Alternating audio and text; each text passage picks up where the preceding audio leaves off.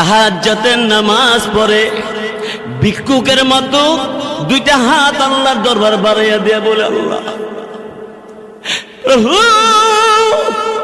এই পরওয়ারদিগার আলম, আমি গুনাহগার, তোমার নাম গফফার, আমি নাফরমান, তোমার নাম রহমান। আমরা নাফরমান কিনা? আল্লাহর নাম রহমান। আল্লাহ তুমি দয়া করে আমি নাফরমানরে তুমি মাফ করে দাও। চোখের পানি ছেড়ে ছেড়ে কাঁদতে কাঁদতে কুদরতি কদমে, আল্লাহর কদমে সাজদায় করে কান্দে, বলে আল্লাহ তুমি আমার মাফ করো। আল্লাহ রাব্বুল আলামিন ডাক দিয়ে বলে, এই এই